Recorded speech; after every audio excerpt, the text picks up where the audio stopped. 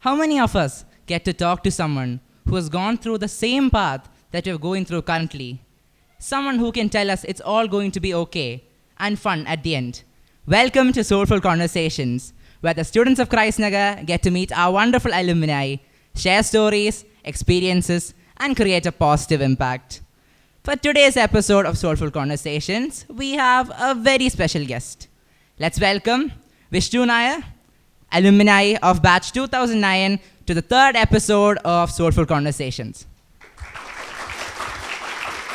Thank you, thank you. If I must say about him, I could go all day long. That's how much he has achieved in his life. For a short intro, let us say he works as an assistant professor in Amity College, Dubai. He is well versed in law, and today he is back at his second home, Christ Nagar, to give us some insight into his school life. Okay. Yes. How do you feel, Vishnu? Right? Thank you, Siddharth. And good afternoon, guys, once again. And first of all, I'm very happy to be here. And it's definitely an honor. You can imagine yourself now sitting here 10 years down the line, coming back to your school, being invited back to your school to talk to your juniors. It's quite an honor. And I especially thank Rekha ma'am for extending this invitation, and especially this entire program as a soulful conversation, as it's rightly coined. So I understand the jitters, it happens. When I was in the same place as you, I've had many a times these situations. So this is how you learn, and I can put myself in your shoes, and I'm sure you guys can ask me any question that you have regarding how to go about, because I'm pretty sure you have a lot of questions in your mind, not about just law, but what to do with life. Naturally, like, what's the point? What are we learning all this for? Where are we leading ourselves to? Where do you see yourself in the next 10 years? So many questions keep bothering you. And I remember myself sitting in class and thinking, what is the point of all this? And I can relate to that a lot, so I can definitely give you at least some perspective to it. And as and when the questions come, I'll answer your questions as briefly and as to the point, since due to the time limitations. But since you've just gave me an introduction, which is good enough, but just to give you more context, I'm basically a law professor currently. I was a practicing lawyer for over 7 years. I currently work in Dubai, and previously I've worked in different parts of the world as well. So I've had my share of exposure, and I've had my share of experience to share with you students. So let's see. As the questions come, I'll I'll share my experiences through the answers. Okay, guys? All good? Perfect. Thank you, Vishnu. Shall we move on to the session? Yes, please. Okay. So as I said before, he is a law graduate. He is well versed in law. So shall we start with the first question? As I said before, he is very much into law. And Lakshmi teacher the other day was telling us how you were the history talent day teacher. Would you like to recollect some? I was wondering, the fact is, not many people know this, that during talent day, I used to teach history. Now, when the talent day program came along and I had to choose a subject, I knew from the very beginning I wanted to be a history teacher. Because history is a subject I was always fascinated in. I remember when I took the class, one of the first few introductions that I gave to the students was, the reason why I love history is because history is written by winners. So you can't trust history. You can't trust history because now we have technology, now we have recorded history. But there was a time when history was written by winners. Assuming that we are at war, I win the war, I write the history. So who would I glorify? I would glorify myself. So most of the facts that you learn in history might not be true. So it is more of a process of investigative, understanding different perspectives, different accounts of stories that are told by different people. And the process of learning history was very fascinating to me. And I was a history teacher for a day. And now thinking back, now that I'm a law professor, I think that was definitely a turning point in my life, because I never had planned to teach. In the sense, I never wanted to be a full-time teacher. I was always into thinking of being a lawyer, working as a professional in different way. Never a teacher crossed my mind. But after my experience as a history teacher, and I was fortunate to have won the Best Teacher Award also during that year, I felt very proud of myself. And and after which I did give a serious thought to it, because I was able to connect with the students which are of similar my age. So I was about a year or two older than them, but I was able to connect with them. And funny thing is, after the talent day was over, I was walking through the corridors, students used to say, "Sir, good afternoon." I don't know if they were making fun of me, but I didn't feel it was making fun. I felt they genuinely were saying good afternoon, sir. And that kind of had an impact on me, I would say. Then after which, when I decided to shift my career to teaching full-time also, I didn't have a second thought. Because I knew something that I was confident in was teaching, connecting with students. So history definitely would be the bedrock to my interest to learning law also, because learning law involves a lot of history as well. I believe that answers that question. I think that was a great answer. Let's give him a round of applause, please. We're also in 10th. We're at that age where we could participate in talent day. It was last month for us. I think we also had the same experience. The kids would come out and call us, "Sir, welcome, sir. Good morning, sir." They all were trying to earn the points for best class. So I think that was a very great answer. It does hold a great place in our heart. I think I should borrow some sentences he said from his lines. History was the bedrock for my law interest. I think Abraham here has a question regarding that. Please go ahead. Do you think it's high time to introduce law as a subject in school curriculum? Yes, Abraham, your name, right? Yes, sir. Thank you for the question, Abraham. You can take a seat. So, should law be incorporated into the curriculum? Now, I'll tell you one fact. When I was studying here, I was the only student in my class who wanted to do law.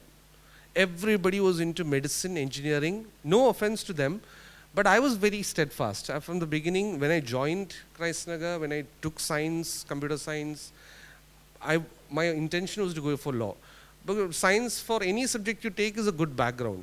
So I was always fascinated by my classmates. I used to ask them, why do you are so fixated on this engineering, medicine? Because it was a different time, not as I understand times have changed. But it was particularly a time when it was more of it's more important to get into the best engineering college, best medicine. I know it still does matter, but there wasn't any outside thought, okay, why not a different subject? Why not something completely out of the blue? And people used to make fun of me. You're going for law, you're going to be jobless. And I don't know, I wasn't faced by it, because I knew what I wanted, in the sense I knew, okay, what law as a career can lead to. But at times I did want law as a subject in my school's curriculum. It wasn't there, but some aspects of law was always there in social studies, different aspects, environmental studies. But I was fortunate because I come from a background, my family is into law. My dad is a lawyer, my mom is a law professor. So in my household, law was a very common discussion, common topic. And my sister is also a law graduate. Everybody in my family. But I don't want you to have a wrong impression just because everybody in my family is into law, I was forced to do law. Never. I was given a choice. I remember I was in my 8th standard or somewhere when my parents asked me, what do you want to do? Do you want to go for engineering or whatever it is? I was clueless. I didn't. But I was always fascinated about doing law because I was inspired by my dad. So my father, whenever he went to meet with clients for programs, social gatherings, he used to take me along. And he used to introduce me, this is my son Vishnu, this is my client so and so. And I felt a sense of pride in that moment when he introduces me to his clients and all that. And I felt one day I want to be like him. I want to be like, and any time I could call him for any like school requirement, teacher wants to see you, he could make his time to come from work because he is his own boss. He's not working for someone. He is a lawyer. He works for himself. So all this inspired me, and I was always like, no, I don't want to do anything else but law.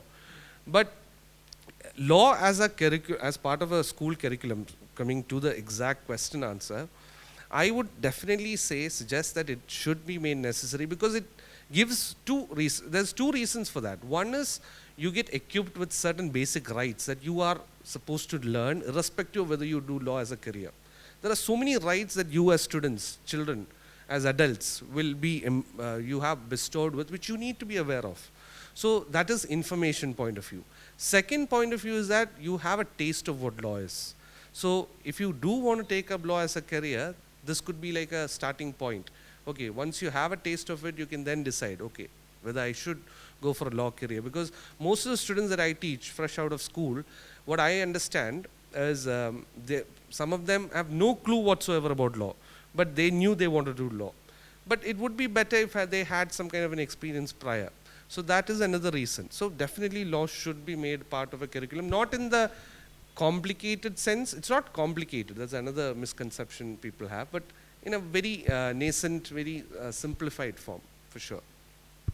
That was again another great answer. I think just like we have a small touch of medicine and engineering, we should also introduce law. Great question, great answer, thank you. So I think we'll move a little bit behind to your 11th and 12th, where again, Rega teacher was telling us about how you became Mr. Christ Nagar. It is very relevant right now, very relevant question, because after many years, we're bringing it back again to Christ Nagar. So I think Gautam here has a question for you. Go ahead. Hello, I am Gautam from 10P. So the question I want to ask is, how did winning the title of Mr. Christ Nagar influence you personally? And can you recollect some beautiful moments from the competition? Sure, Gautam. Thank you so much for the question. Brings back a lot of memories indeed. One thing that I would like to, it's not I'm not like to preach or anything, but one objective, one particular mindset that I had always had during my school days is, whenever you are given an opportunity to do whatever it is, to speak, to sing, to dance, don't say no. You might make a fool out of yourself. You might. And I have become a fool a couple of times as well. But I always made sure that I will not say no. If opportunity comes my way, I will not say no. And that is a particular lesson, a particular value that I have always instilled in my life, which I feel has tremendously helped me throughout my career. Because when I joined Christ Nagar, I joined I wasn't here from the very beginning. I joined midway, and within even if it's a short span of time compared to my classmates who were studying here, I connected to the values of Christ Nagar with the classmates, with my juniors, with the teachers particularly, and I somehow integrated myself very, very much into the entire Christ Nagar ethos. And one of the main reasons I was able to do that is because I never said no to the opportunities that came my way. I remember when the annual day happens, when the programs, different skits programs happen. So Loretta ma'am was coordinating it, and she was looking for leads to act in the plays and all. And my friend, very close friend of mine, Steve, he was a coordinator. He was one of the pillars of our classroom. He was the person who used to coordinate. He was very excellent in man management skills. So he came to me and said, "Vishnu, Loretta ma'am wants a character lead. Come, play." And naturally what happens is people, "Oh, no, please, no, I can't. I said, "Okay, which lead? What lead?" I didn't mind. I said, "Yes." He said, "Come, let's go." And I don't know if he was shocked, I was shocked, everybody was shocked. I just went and started rehearsing. And I remember Loretta ma'am came and then gave me the lines, and I started doing it. Then any program came my way, they said, "Vishnu is always ready." Okay, I'm ready. And I did make a fool of myself a couple of times. I remember once, thinking back, I did make a fool because for one of the Onam celebrations, I came in a very, very weird attire of a dare, and I was a laughing stock for a while. But those things basically make you stronger. And I remember these moments led to a lot of things, and that eventually led to this title. Because Mr. Christ Nagar is a title that at the end, when the farewell happened, there was an event where they selected a few, and they had a lot of rounds of dance, fun and all that. And it's based on popular vote. So this is because I took the effort to put myself out there to show my not talent, but at least my fearlessness of, I don't care what people made fun of or what the outcome is. I just made sure the opportunities that came my way, I used it to the best of possibilities. And that is a mindset that afterwards also I've always carried forward. And even now, even if any opportunity comes my way, I say, Vishnu, can you do this? Yes, I can. Whether I can or not is something I'll think later. So jump first and then swim. That is a motto that I follow. So definitely a wonderful, it did strengthen my confidence, definitely. Having that feeling of, more than the title, that acceptance from my peers, that was more important to me. Okay. Yeah, sorry, you. Thank you. Thank you for the question. I think we should keep jump first and swim later in our minds. Now, I think I wanted to ask you personally, how's your family? And also, I think we must congratulate him. He has another role and an achievement. He is the father of... Achievement, yes, for sure. I have a daughter. She's 11 months old. Her name is Saraswati, and she's doing well. My family is still in Trivandrum. I haven't taken them to Dubai yet. They're doing occasional visits. So yes, I am a father as well now. I had to watch his mother make Bombay biryani, so I could get a glimpse of his daughter and him. It is very cute. I think she's very cute. And also, how's your mother? She's doing well as well. Yes, I understand. For those of you who might not know my mother, she is a cooking personality. Her name is Dr.Vishnu Nair. She's been doing cooking programs on TV as well as on YouTube for a long period of time.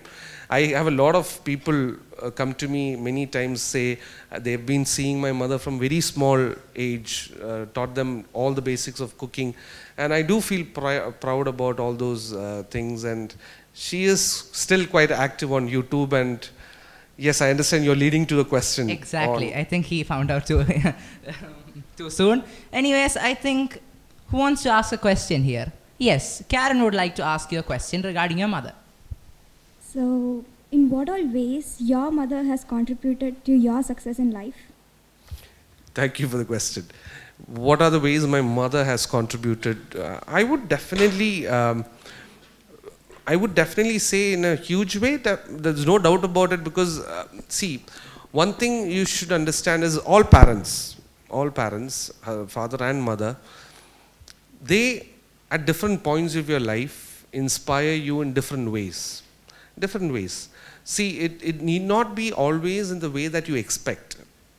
It need not be always in the way. Maybe now you might be going through a stage, your parents might not be supporting you, or might be negative towards your ideas or your ambitions, or the way they treat you in the way. It should not bring you down, or it should not affect your process of thinking or your inspirations that you can get from all people. So one thing that I've always thought about is there one single person in my life that has inspired me, or is there a group of people? And more importantly, the answer that I found for myself is, it's more of a series of people and series of incidents. Now, as I said, my father was one of the reasons why I decided to do law. My mother was a law professor. Most people often overlook the fact that she is a professor, she is a law professor. People most often associate her with her passion, that is cooking and traveling and all that. And the biggest positive that I've learned from her is how to multitask. Biggest positive. Because one thing that I've been very appreciative, how she's able to manage a lot of things. She does her academic work, she took care of me and my sister, she did a cooking channel, she did traveling, everything, but we never felt that she was overburdened, we never felt that she was absent. She was always present, and I used to drink. I only wish if she went for a few more days, I could have some parties, I could have some fun, but she was always present. And I've always thought back, when did she do all these things? When did she? So time management is definitely something that I learned from her. And another important thing that I learned is following passion. Now, that's one important advice. Please don't mistake me. I don't want to advise anybody. It's more of, as the title is, Soulful Conversation. So, one thing that I want to talk from the bottom of my heart is, it's easy to say, follow your passion, but you don't know what your passion is. I don't know. How do you know what your passion is? Some of you might have figured it out. Some of you might think cooking is my passion. Some of you, drawing might be your passion. It could be anything, but there are many students I know for a fact who have no idea what their passion is. And it's not a problem. I'm telling you for a fact, you might not figure things out. You might not figure things out. You might be, after you're 30 years old, you'll realize what your passion is. It doesn't matter. See, what that matters is when you start doing work, you have to ask yourself, okay, is this something that is giving me happiness? Happiness. Am I able to wake up every morning and do this without any displeasure?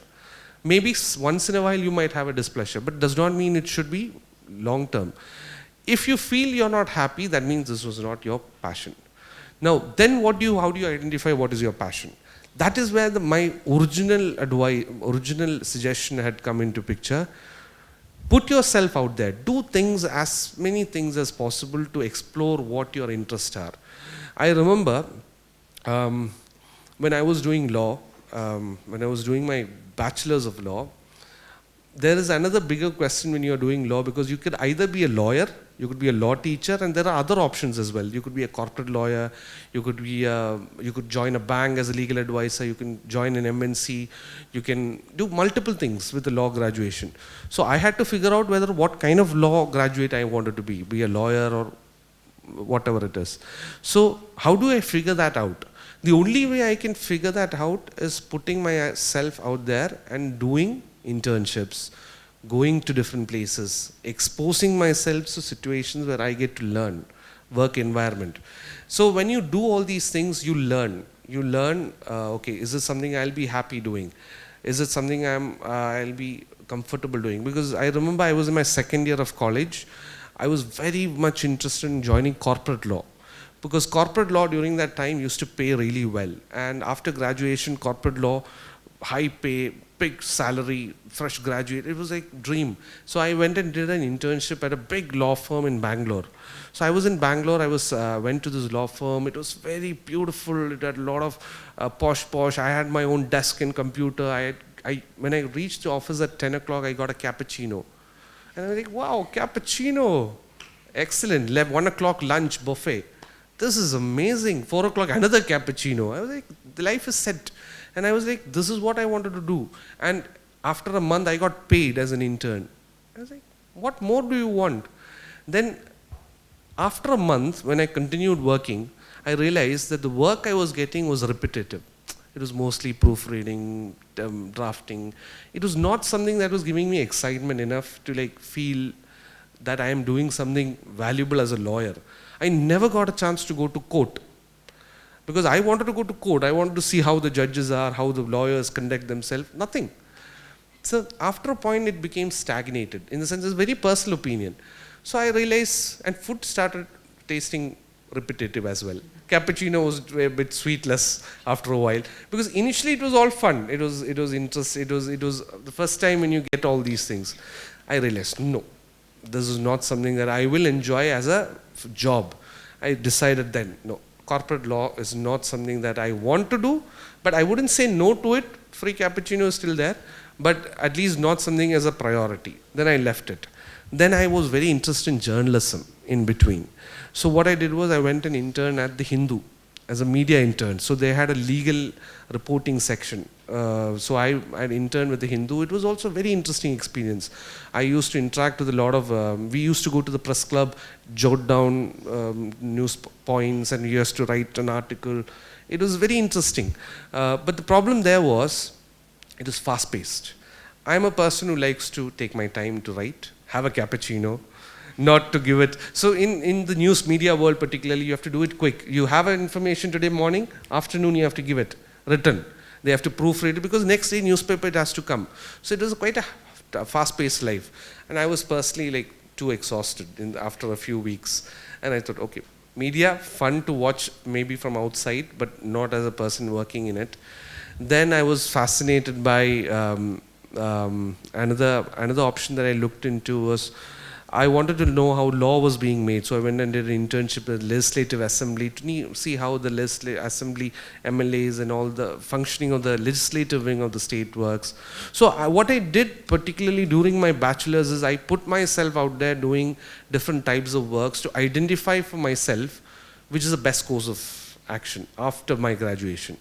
And meanwhile, I also started teaching school students as a social cause. I went to schools taking basic legal awareness classes about what your fundamental rights are while I was doing my bachelor's, and I used to get a very good response. So I knew that teaching was something I was good at, but maybe keep it there for it. But lawyering is something I can do, teaching is something I can do, corporate not fun, media not fun, online internship. So it was basically a trial and error process, because after the end of my bachelor's I was very clear what I wanted to do. I wanted to be a lawyer and I wanted to be a teacher. So to be a teacher I had to finish my master's. So I did not waste any time. I immediately joined for my master's, finished it and started teaching part-time. So I started teaching part-time and started going to court in the morning. So it was complementing each other. So I was going to court in the morning and teaching in the evening. So most of the teaching I was doing was very much benefited because of my practice, because I was able to connect with the students with real-time cases and clients that I came to my doorstep, and that was fun. I did that for 7 years, and that is when slowly life had different ways to go about, which I'll explain. Maybe I talked too much with this question itself, but the point being, give yourself that opportunity to experiment. It's not the end of the world. This is the right time to talk to people. Talk to people. Now that you know me, you can ask me about law and everything. If you want to know about any other profession, reach out. Find people who are in those professions. Ask them how their life is. Ask them, is there some way I can associate with you and work and learn about what you do? You will be shocked to see people are very accommodative. Very accommodative. They will accept you, give you that kind of an exposure, give you that kind of an insight, and then you make an informed decision. It's about taking calculated risks. Life is full of risks. Make it calculated, that's all. Okay? Thank you, Vishnu. I think I talked too much in this question. We started with his mother, and yes, we did end up with you, but that's fine. And also, I think this might ignite some fire that some of us here might have for law. This might be a stepping stone for us. As you said before, your mother was also a multitasker. She taught and also she was an assistant professor. You were the same. So I think Lakshana here has a question regarding... You can ask a question, please.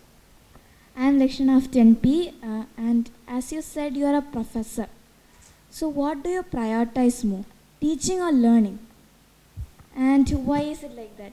Could you please explain that? Thank you for the question. I myself go to the mirror, sometimes I am a professor, don't forget that. Because many of the students themselves, they say, sir, you're a professor, you don't look like a professor. People have a concept, like a idea of how a professor should be. But I take pride in that, at least I look young, comparatively. So being a professor, mostly one thing especially now that I'm teaching abroad, it's definitely, it's not an independent process. Learning and teaching is definitely something that goes hand in hand. Because you learn as much as you teach.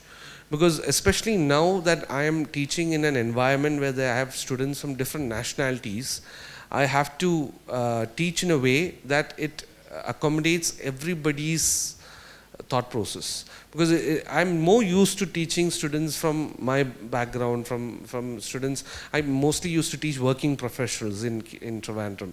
So it was mostly people much older to my age. It was a 100 student batch, big classrooms, I had a mic, and it was fun. For me it was fun because the students came for these batches out of the sheer interest of learning the law. So you used to ask a lot of questions, and I loved questions. Because when you ask questions, that is when you can actually show how much you know. So when these questions came and I was able to answer, that is how I understood that I'm good at teaching. So now that I'm in a different atmosphere, I have not many students as compared to what I used to have. I have around 30, 40, 50 different batches and different nationalities, and some of the students require a lot of attention in the sense language issues are there, some of the students coming from particular nationalities, but I appreciate the effort that they take to learn a new subject and the effort they put. So it's definitely a learning process than just a teaching process. You learn a lot more from teaching itself. So it goes hand in hand. Yes, I think I'll cut the answer now and maybe add on with another question, what I have to say further. All right. Thank you so much. Again, another great answer. Please, a round of applause. So, as he said, he works in Amity University in Dubai, and he's also an honorary lecturer in the University of Aberdeen, Scotland. So, both of these are in foreign countries, and my friend Pavadi is discussing that you've done both of these not in India, but rather in different countries. So, Pavadi, would you like to ask the question?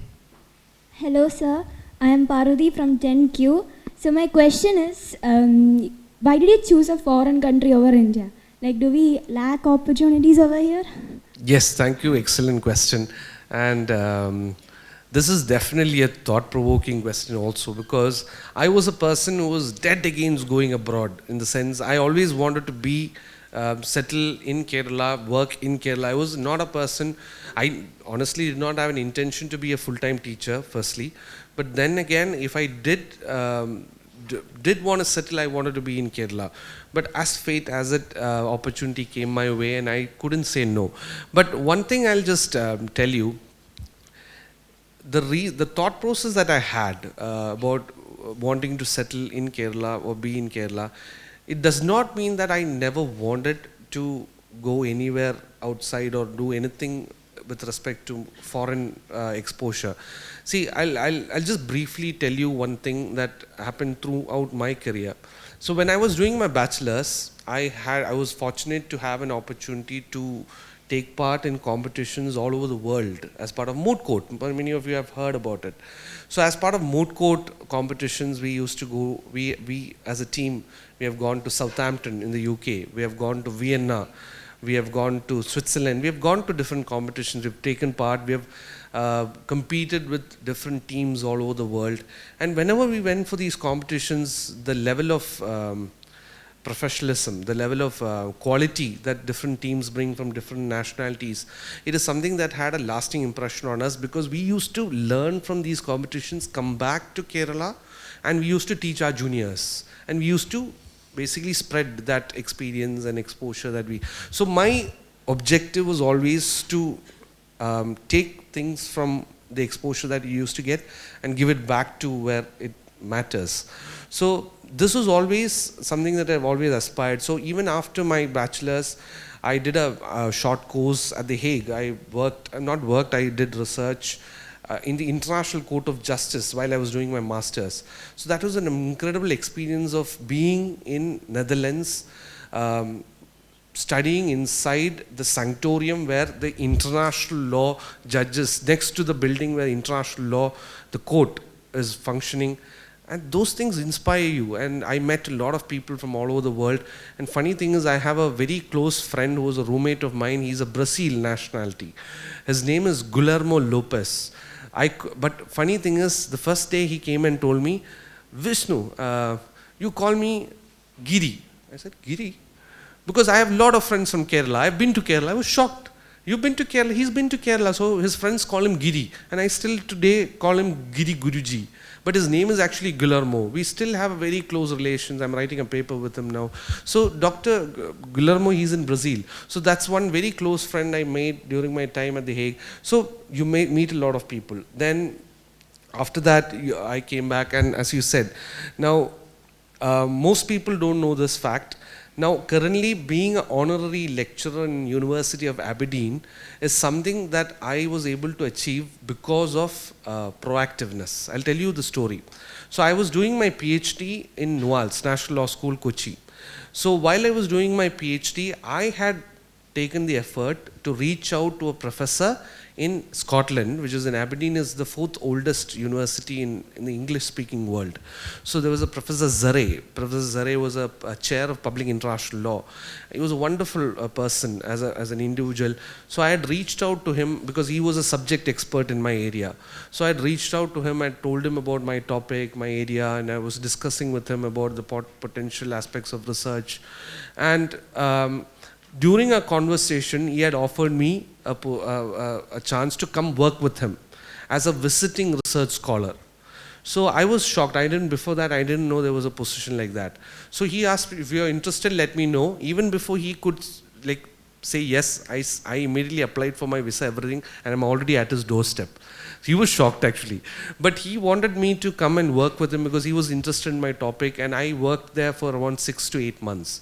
So I was in Aberdeen. I had my own office space. I had opportunity to interact with a lot of colleagues, and that was a turning point in my research because I was able to finish my PhD soon after.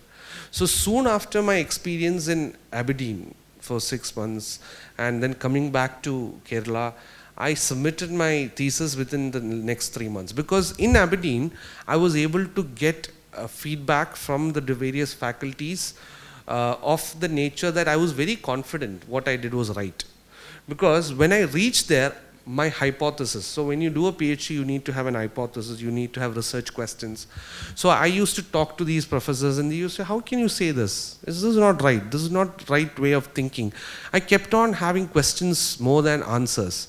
So I went to the drawing board, started reworking on the questions, and I reworked my hypothesis, and then they all said, yes, Vishnu, that is the right way of thinking. And soon after, I had an open defense there. All the professors came, all asked me questions, answered them in the best way possible, and I was very happy. And they were also happy, and I was very confident. Soon after I came back, submitted my PhD, and I was able to finish my PhD within the 3 years, because you have to, minimum is 3 years. And finishing it in 3 years is quite a task, and I was very happy to do that within that, solely because of the fact that I was in Aberdeen. But because of the exposure that I got there, and especially because of the connections that I made, soon after I finished, they offered me a position of honorary lecturer, which is more of an honorary position, but it feels good. Feels good that they recognize my efforts there and the connections that I made. And Professor Zare particularly was very, very crucial in my entire process of journey.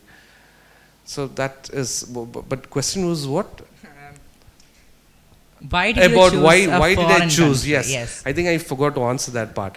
Now, the decision I took to work in Dubai was more of a decision I've taken based on the fact of now is the time in my life to experiment. In the sense, I believe that I have age to an advantage, and Dubai not too far as well. I felt that it was within an opportunity that I shouldn't give away. I shouldn't say no to, and I do not regret it in any way, because I do miss my practice life, because I did enjoy my litigation work, but this is a different experience and different set of students and different set of colleagues that I have, and I'm very optimistic of other opportunities that can also come through this experience as well. So that is why I decided. It's not because there aren't any opportunities in India. If you actually knock on doors, you never know which door will open. People often are reluctant to knock on doors because they're afraid. Don't be afraid. Knock on them. You know, maybe 10 doors might be closed. The one door that opens might be the one. I think this clears a lot of our questions. It is more of the opportunities you get, more than it is about you countries. make your opportunities. I feel that you have to take the effort to put yourself out there. People won't come and come, I'll give you opportunity. No, you have to reach out. You'll be shocked to see how people are very open to supporting you guys. Again, thank you so much, Vishnu. For those who don't know, with all of this that he's been doing, he's also been the zonal vice president of JCI. So my friend Ammu the other day was talking about this, and she's actually very interested in joining it. So Ammu, would you like to ask a question? I'm Ammu of class 10Q, and I wanted to know, what are some important skills or lessons you picked up from being an active member of the JCI? Yes, thank you. Ammu, you said, right? Ammu. So, as I said from my previous answers as well, see, putting yourself out there requires a lot of work towards a lot of social causes as well. And JCI is one such organization which gave that platform for youth, for us students to contribute towards society in a positive way. Now, JCI is definitely one critical period of my school days where I was involved in a lot of activities. Though looking back, I could have done more, but it does help you a lot in establishing yourself as a person who works towards the welfare of the society as well. JCI is one such organization. There are similar other organizations as well.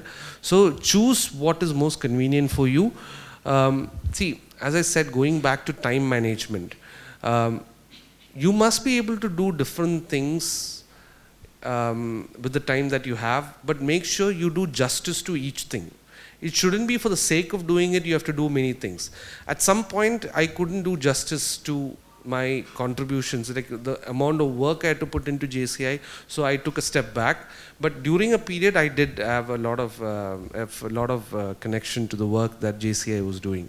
But make sure that whatever time management that you put for each things, you ensure that you do justice to it. Just to add on to that, because this time management came over, there's one funny incident that also was an eye-opener for me. So when I was talking to you about my time in Aberdeen, so this was my first week in research work there, and I was sitting in my office. I just went out the corridor, and suddenly I saw a professor, some random professor who was walking by the corridor. I said, "Hi, good afternoon, sir. My name is Vishnu. I'm from Kerala." "Oh, nice to meet you, Vishnu. What are you doing here?" I said, "I'm doing research. I'm okay, that's nice. Let's grab a coffee." So naturally, what happens here? We say, "Okay, chai odiya. Let's go." We just go. We just used to this. "Okay, let's go." And he said, "Okay, Vishnu, drop me a mail." I said, "Drop your mail? Okay, that's fine." And he just went. And I was like, did he not want to have tea or coffee, or was he, I was too I felt bad a little bit. Anyway, I went back to my office, I took the mail, I wrote a mail. "Hello sir, I met you on the corridor, so when can we have coffee?" And he said, "Hi Vishnu, nice to meet you. Let's have coffee next week at 4 p.m. I like, next week? I thought at least tomorrow. I was like, again, another insult. And I was like, I shouldn't have. And I felt, anyway, now it's scheduled. I put it in the calendar. He actually put it in the calendar, the Google Calendar. I gave a notification, gave coffee meet. But funny thing was, when I went for this meeting a week later, this professor, he gave me around 1 hour. The time slot was the 1 hour that he spent with me for this meeting. He was solely concentrated on me. Meaning he wanted to know what my topic was, what my research question was. He did not have his phone with him. He completely focused on my requirements. And he gave me very good insights. And I was shocked, because one thing I learned from him is, while we are doing some work, somebody calls, "Let's go for coffee." We'll be thinking, okay, I have that work to finish. You won't be concentrated. You wouldn't be focusing on what the other person is trying to get out of you. So you will be always distracted. So he did not want to. He was in the middle of some work. So he wanted to give me time that was respectable to me and that was valuable to me. And then I realized, wow, this is what it means. Then I went back to the office, started sending emails to every faculty. Who wants a coffee? Who wants to have coffee? And next couple of weeks, I was completely having coffees with different professors. So time management, as I said, the time that you give for a person, you have to make sure that you're doing justice to it. You give your full effort. If you're half-minded, most often what happens nowadays is, I too am a victim, I do this mistake often as well. When you're talking to people, you have the mobile phones, you look into your mobile and you don't take part in the conversation, you're half-minded. So these things, technology has a lot of positives for sure, but this is something that we have to take an effort to change. And I'm trying my best. My wife says that you're very bad at it. You're always on the phone while talking. That's not right. But I'm trying my best. But that's one thing that I would, just to add on to this point. Okay. I think this is the point of Soulful Conversations. He's actually telling us a funny incident, but we're actually taking a good thought out of it. Time management, it's very important for us. So again, thank you so much, Vishnu, for the answer. As he said before earlier, he was very much interested in law and knew what he wanted to do in life, right? So for all the people who are not sure of what they want here, would you like to answer a question? I think Ashima here would like to ask a question regarding that. Thank you, Siddharth. And hi, sir. I am Ashma from 10Q. So, as you told from your experience, you seem to be very goal-oriented. So, do you believe in the fact that only people with a goal can achieve well in life? So, what would you like to tell us as we are at the age to start making some serious decisions regarding our career? Yes, thank you so much for the question. And I understand this question particularly, and also I need to put in some aspects of law. I understand there are a lot of students who want to know more about law as a career. So I'll just tell you from the first point what you mentioned. You don't have to have a goal to be successful. Unlike, contrary to what you might think that I had things figured out, I did not have a goal as such. See, my aim I had only one singular thought. I wanted to do law. That's all. Now, if you could say that as a goal, yes, that can be considered as a goal. But just because you don't have a goal does not mean that you will not reach anywhere, or there are many people I know who have figured out about what they want to do in later part of their life. I'll tell you for an example. My sister. So my sister is an engineering graduate. So she was part of the batches where peer pressure was into engineering, medicine. So she was always saying engineering. But funny thing is, soon after engineering, she did law. And she's currently working as a patent attorney in Manchester. Now, the reason, the advantage and disadvantage is because she did engineering.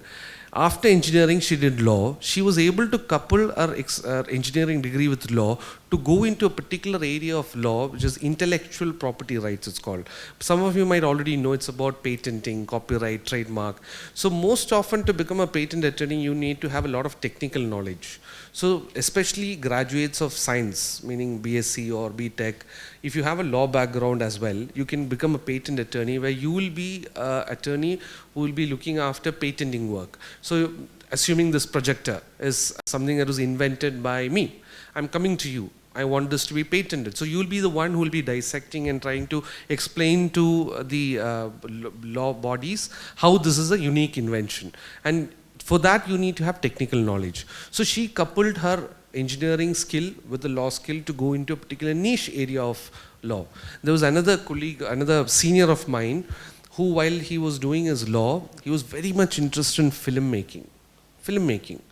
So I remember after graduation, what he did was he did an MBA.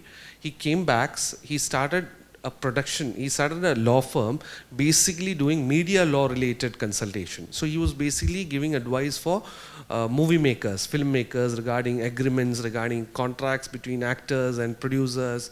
He started doing media related work. And eventually he started his own production company. He's now a producer as well. So his passion for movies, he converted his law and passion for movie into something of a career. There was another colleague I worked with when I was having the cappuccinos. He was a senior there. He was into sports broadcasting, and he was stuck in this corporate job. And recently I came to know that he quit his job. He went and joined ESPN as one of the sports legal consultant. And I saw him in one of the shows where he was debating, he was discussing about sports related issues, and he's also looking after the legal side. So the beauty about law as a career is, law is a subject that is required if you take any profession. If you take a medicine, a doctor needs to know the law, because medical negligence is a very important area of practice as well. You have to be careful about the way you deal with your patients. So any profession you take, you can't name a profession that does not require law. So the way you can channel your law degree in something that is of passion to you is something that you can always think about. My wife is a law graduate as well, but she's into fashion. So I've always urged her, she also has ideas into venturing into fashion law, because that is a very unique area as well. So you never know what kind of opportunities can come through law. Not to canvass anybody into joining law, but any point of time you can always choose to do law. because I used to teach working professionals are people who are after a particular age, they realize they wanted to do law, they came. So that is there. But having a goal does not necessarily have to be there now in this stage of your life.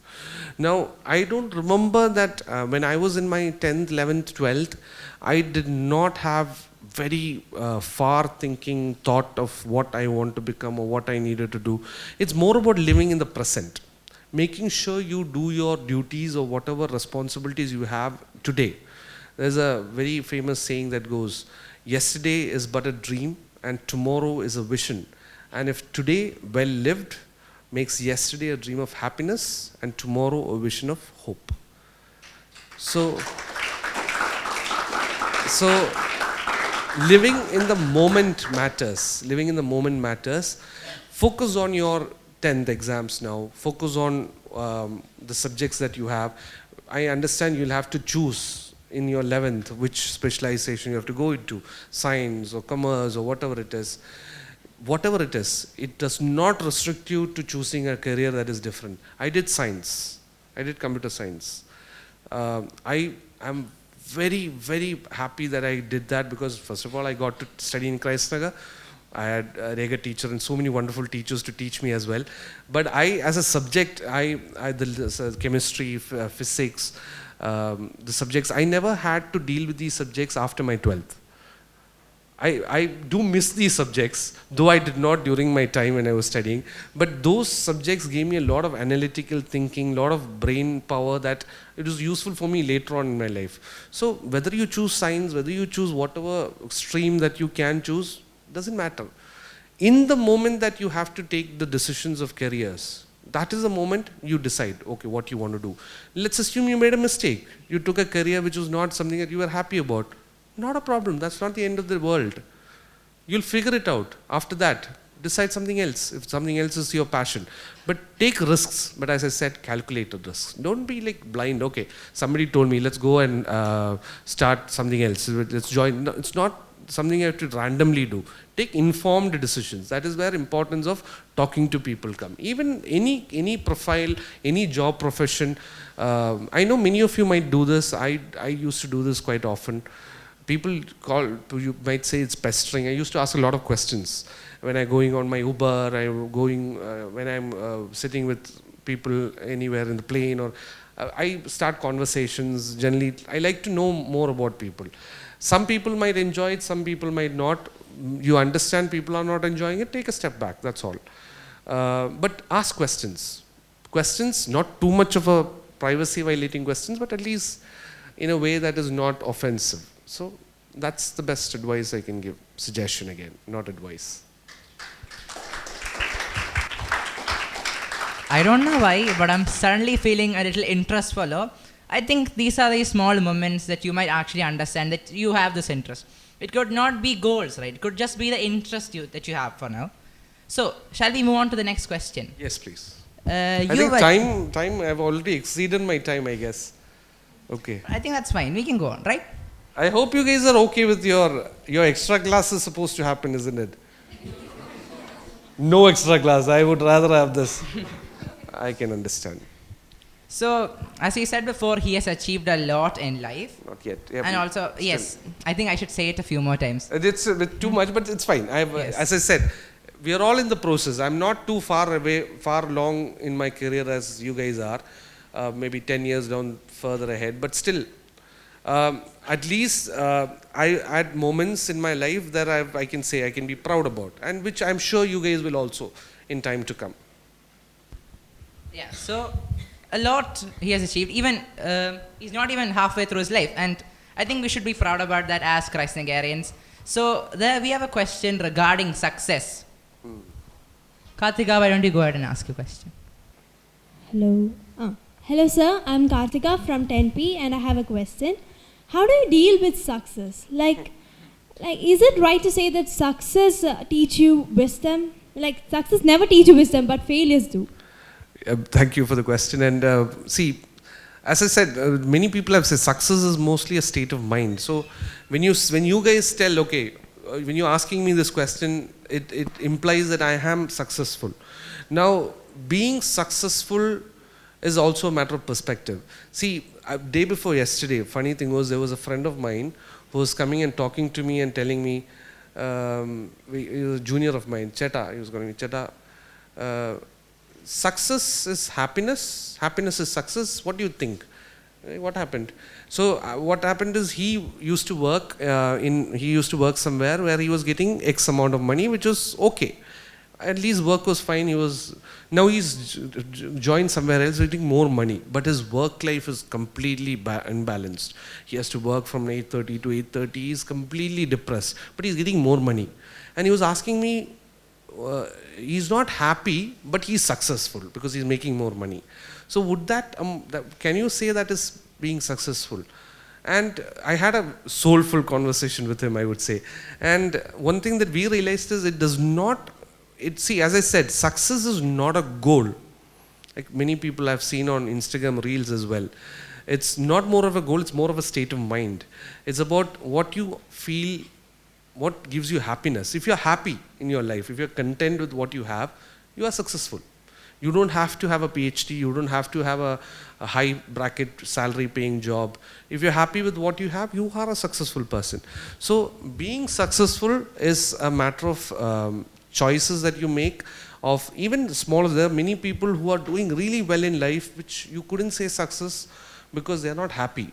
They find a lot of struggles in their personal lives that will not be equivalent to any kind of money that they can make in life. So end of the day, what matters is what gives you happiness. So rather than the question of you're being successful, the question is, are you happy? Are you happy?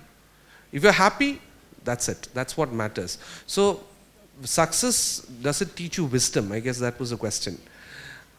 I think wisdom is something that comes along the way through life experiences, through situations that you learn. You have failures. As people say, failures is the way that you keep understanding, okay, this is not the way to go about things. So wisdom is something you accumulate over the course of your life, but success is something you can have any day, any day, any day. Happiness, the moment you understand you're happy, you're content, you are successful. I think what you mean to say that experience teaches you wisdom and not success, Correct. right? Not success. Again, another great answer. Thank you so much, Vishnu. Thank you. Shall we move on to the last question of our session? Okay. I think he has given a great message for us, the students. But what message would you like to give the teachers of Christ Nagar?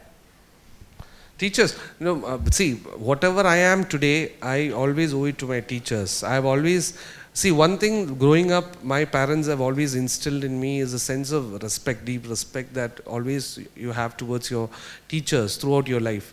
And I've always abided by this kind of a moral standard that I've kept, and the teachers that I've had in my life has always been inspirational and played a very crucial role in each stages of my life, particularly while becoming an adult.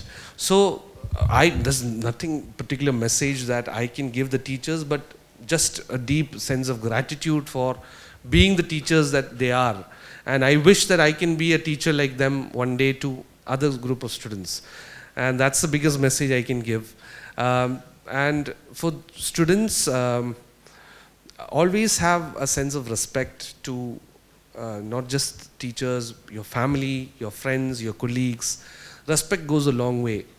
The respect that you give now, the values that you carry forward in your life now, that is what matters at the end of the day. Because there are people who do not give focus on values and the respect that they need to give. And those people, though they might make a lot of money, may reach positions of great power, that respect will never be there. So as long as you have strong core values and you have firm belief in who or what you are as a person, that goes a long way. So have core strength, not the gym core strength, but moral and virtuous core strength. And that's pretty much what I wanted to say. I know the questions are end, just briefly talk about law. I was talked to, I can if you want, because I understand there are a lot of students in this group who had a thought about doing law as a career. Now, I'm not here to canvass or take you to Dubai to learn law. It's up to you. But then again, um, deciding on what kind of a subject you want to learn professionally as a professional degree, it takes a lot of thought process, definitely. And from a law, what I can speak from is a law point of view. Now, traditionally, people had a concept that becoming a lawyer, doing a law graduation, you could just be a lawyer. Or people most often, during particularly my time, people did not want to do law because of the fact that people said that lawyers are jobless. Only few lawyers are successful. Most of them are not doing well. See, as far as law is concerned, as I said, it is a subject that is relevant for everybody. It does not confine itself to the subject itself. So learning a law, irrespective of whether you want to practice this as a profession, is a power. Is definitely a power. Knowing the law, at least you know the basic rights, what your basic rights are, what your remedies are. Especially when I was interacting with students during my college days, when I was talking to women, girl students about women rights and all that, children's rights, it basically empowers them. So learning law, irrespective of a career point of view, is definitely a positive, a definite positive. Now, from a career point of view, once you do law, then you have to figure out what kind of law you need to practice. Now, whether you want to be a lawyer, whether you want to be a teacher, whether you want to be a corporate lawyer, whether you want to be a patent lawyer, a media lawyer, there are so many options available to you. And the best way you can do that is by interning, by putting yourself through various work experiences. And this is something that law school gives you as students. You get to do these things as part of your curriculum. You have to do 1 month of internship, 2 months of internship. And during your bachelor's also, you get to do moot court activities. You get to go to competitions. The moot court is basically a mock court, where they basically give you a hypothetical case, and students basically argue against each other in front of a panel of judges, just like how you do in real life court. So it is more dramatized version, because in actual court you don't follow the same etiquette, same set of pattern that you do in moot courts, but it gives you a firm foundation as to how to carry yourself, the way you stand at the podium, the way the eye contact, how you, so because when you're talking to judges, you shouldn't, if there are 3 judges, you shouldn't just look at one judge, then the other 2 judges will not be happy. So the way you have eye contact, the way you respectfully address the opposite counsel. So unlike the movies where you see Amity going and unlike to that, it is not similar, but it is more poised. It's a different experience altogether. So all these things are part of law curriculum. So at the end of your law graduation, irrespective of whether you want to become a lawyer or not, it builds you personally, as a personality. It builds you as a person of strength, of having core strong knowledge, and further on you can decide to learn. Another advice I give my students is educate yourself to the maximum. Educate yourself to the maximum if it is possible. I understand some students might not be in a situation where they might have to provide for their family. So soon after their bachelor's they might have to go to work.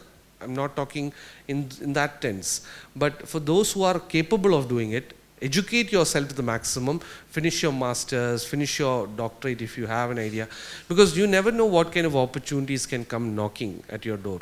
Because once you take a break, you go for work, then coming back to study again is not easy. Once you start earning, start working, then studying again is not an easy task. So best thing to do is to finish your education till how much you can, and then decide, okay, now what to do with work. That's one key advice that I have for students. And just because you make wrong choices, that is not the end of the world. Okay, that matters. I could talk even more a lot. I could even talk to you about my experience as a lawyer, different types of clients that I came about, but then the day wouldn't end. Funny stories of different clients that I had experiences with. And I generally incorporate these stories in my classes as well, my law classes. So it's fun for them as well. So learning law is, unlike to contrary to opinion of people, that is very difficult. People say you have to by heart these sections, you have to by heart these case laws. which is totally untrue. See, when you see movies, you see a lot of books in the background when you see law offices. Do you think that we have to by heart these books? Yes, we do. No, we don't. It is basically these books are there in the movies. What you see in the movies, these books are not for us to by heart.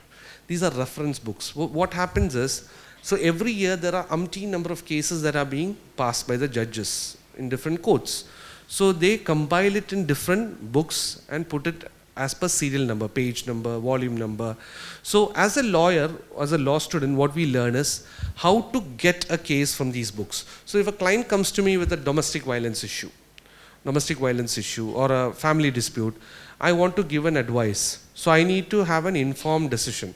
So I need to understand what are the current cases or what are the different cases that have come in this particular subject area. So the client is gone. Now what I do is, I know how to take each book and identify where this case can be.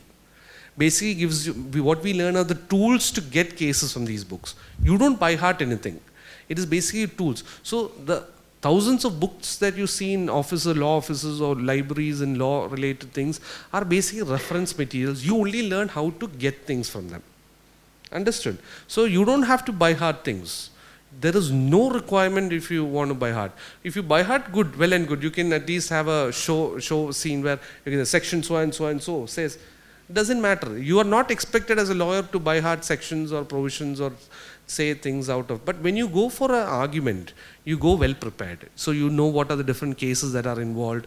You know what are the different areas of law that has been interpreted, and so on and so on. How many minutes do I have? Okay. Because since I'll tell you one more about law. The reason I fell in love with law after I started doing is the beauty of interpretation. Now I'll give you one example just to give you a thought-provoking scenario. Let's assume there's a residential area, a very close community, and there is a law, there's a rule for that particular area which says that you cannot park vehicles. You cannot park vehicles in this area on the road. Because if I am living there, I can park it in my car shed. If I'm a guest, I cannot park it on the road. I have to park it outside the residential area or else I'll be fined. Okay, no problem. So my friend is coming to visit me, he comes in his car, he parks his car, he gets fined. Any doubt? No doubt.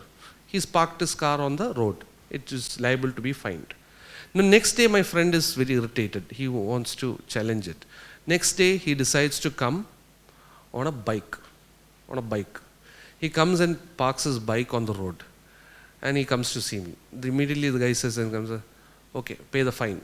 I won't pay the fine. There's a vehicle. There's a bike, there's not a vehicle. Now, naturally what do you think? Okay, you cannot park vehicles on the road.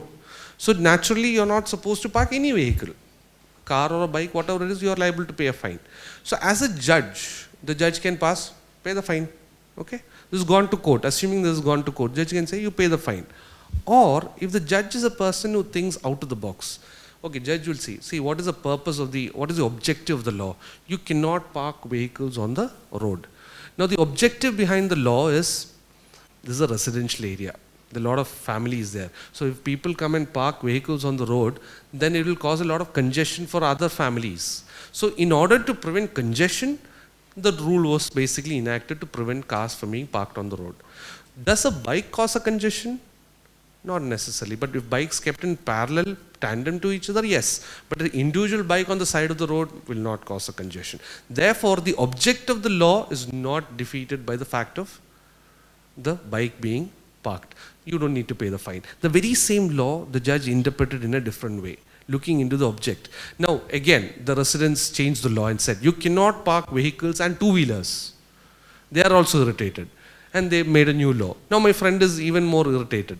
Now next day he comes on a bicycle and he parks it. He is immediately caught, asked to pay the fine. No, let's go to court. Judge is sitting. Now as a judge will say, the law is clear. You cannot park vehicles or two-wheelers. Cycle is a two-wheeler. You have to pay the fine. Yes. Or the judge can think in a different way. Okay, what is the objective behind this law?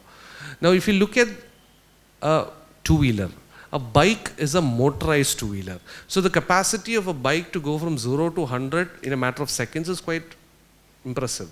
So there are children in the area. So if the bikes are allowed to come inside and park and do whatever they want, it could be fatal to the children who are running around through the streets. A cycle is not that fatal, but it can cause injuries, but it would not be as fatal as a bike. So the intention of the rule was to only exclude bikes and cars and not cycles. Therefore, you don't need to pay the fine. So the very same thing, the judges interpreted in a different way. So the beauty about law, and the beauty why I fell in love with law, is because it's about looking at things in multiple perspectives. So you can say, okay, this is a bottle of water.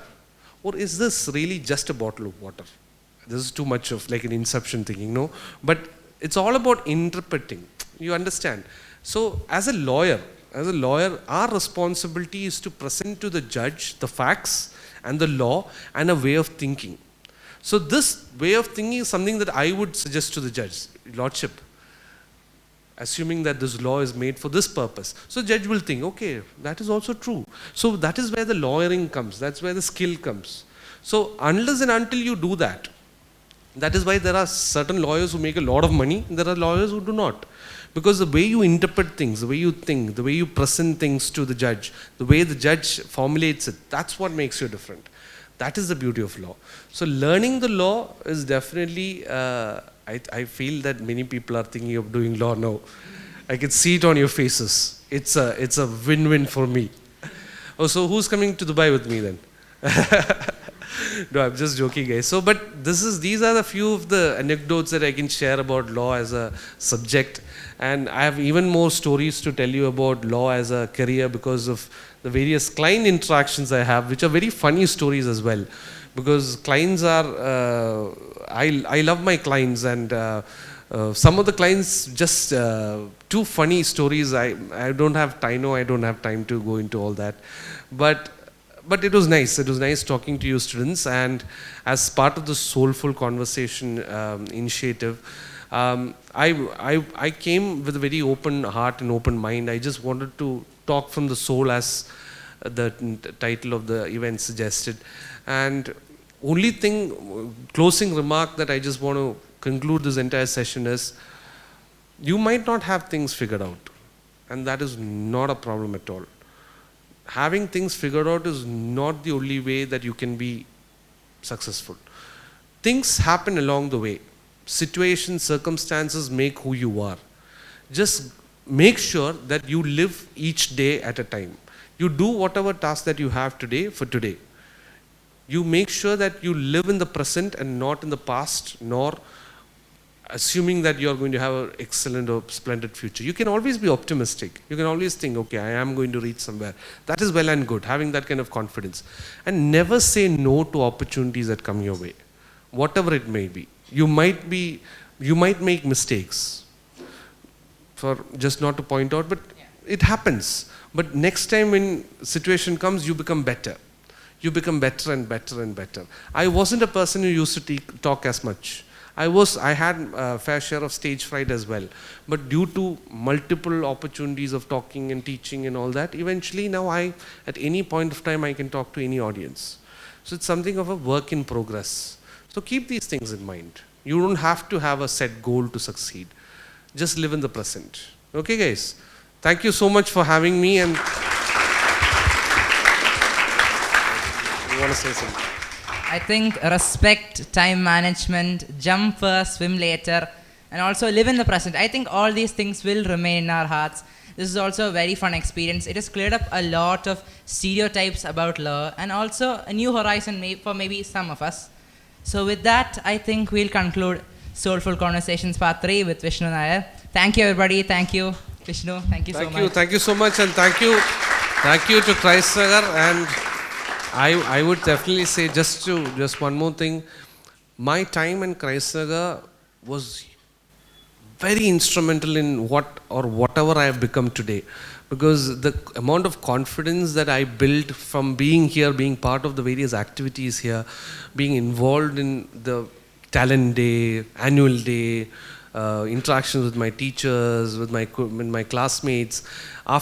Soon after that, when I went into my professional life, it has always positively impacted me throughout my life, and even now I only have fond memories of my time here, and I'm sure that all the students here will also have very, very fond memories to think back. And I do miss my times when I was here walking through the corridors, but I'm sure 10 years or 15 years down the line you will also come back to the school to give a talk, and I wish you all the best that you will be able to do or get this opportunity that I got as well.